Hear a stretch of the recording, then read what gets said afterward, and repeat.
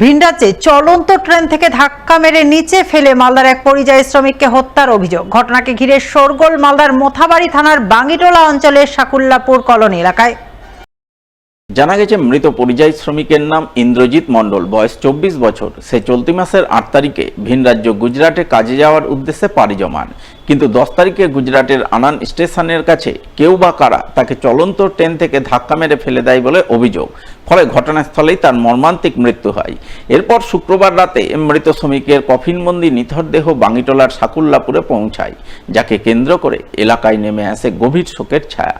এই ঘটনায় পরিবারবর্গ তদন্তের দাবি জানান এবং ঘটনায় জড়িতদের শাস্তির দাবিতে সরব হন তারা।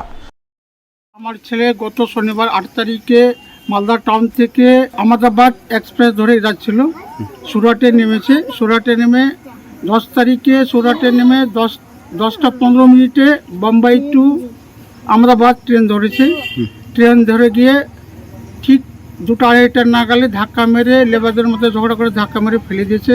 কোথায় ফেলেছে এটা ফেলেছে আনন্দ, বরোদার পাশে আনন্দ বলে ছোট একটা স্টেশন আছে, সেই স্টেশনে ফেলে দিয়েছে। ফেলে খবর পেয়েছে, যারা ধাক্কা দিয়েছিল তারাই আমার বাড়িতে খবর পাঠিয়েছে যে আপনার ছেলে রেলের লাইনে পড়ে দিয়ে মাথা কেটে মারা গেছে।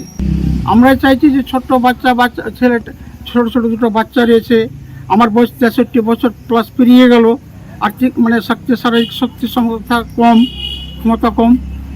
সেই ছেলেটাই আমাদেরকে খেটে খাওয়াতো। এখন আমরা হলাম গঙ্গাভাঙন এলাকার কাটা ভাঙন এলাকার লোক। দেখতে পাচ্ছেন ফুসের বাড়ি রয়েছে, বাড়ি ঘর করতে পারছি না, সরকার থেকে কোনো সহযোগিতা পাচ্ছি না। দুঃখজনক ঘটনা, যেটা আমার গ্রামের বাঙ্গিটোলা অঞ্চলের সাকুল্লাপুর কলোনির খেটে খাওয়া পরিযায়ী শ্রমিক একবার নয় 5 বার 6 বার 7 বার করে গঙ্গা ভাঙন এলাকায় সব বাড়িঘর চলে গেছে, জমি জায়গা কিছু নাই। এখন এই রাস্তার ধারে বাড়ি করে আছে। এই দাদনে গেছিল কাজ করতে, তাকে ট্রেন থেকে ধাক্কি দেওয়া হয়েছিল। যারা এই কাজটা করেছিল তাদের জন্য কঠোর শাস্তি হয়। আর আমি চাইছি আমাদের সরকারের তরফ থেকে তাদের পরিবারের পাশে থাকার জন্য, পরিবারকে সহযোগিতা করার জন্য। যদি সহযোগিতা করে, তার 2টো ছেলে মেয়ে আছে, স্ত্রী আছে, বাবা মা আছে, তার পরিবারটা নিয়ে শান্তশিষ্টভাবে চলতে পারে এই আশা রাখছি এই আমাদের এই পশ্চিমবঙ্গ সরকারের কাছে এবং কেন্দ্র সরকারের কাছে। শনিবার প্রথম দিনেই মালদায় জমে উঠল ঐতিহ্যবাহী রামকেলি মেলা। মেলায় ভিড় জমালেন দূর দূরান্তের অগণিত সাধু গুরু বৈষ্ণব। উল্লেখ্য, এবছর মালদার রামকেলি মেলায় পদার্পণ করেছে 510 বছরে। 1515 সালের জ্যৈষ্ঠ মাসের সংক্রান্তি তিথিতে মালদার রামকেলিতে পদার্পণ করেছিলেন শ্রী চৈতন্য মহাপ্রভু। সেই থেকে প্রতি বছর জ্যৈষ্ঠ মাসের পূর্ণ সংক্রান্তি তিথিতে মালদার শ্রীধাম রামকেলিতে হয়ে আসছে রামকেলি মেলা। এবছর মেলার উদ্বোধন হয় শুক্রবার।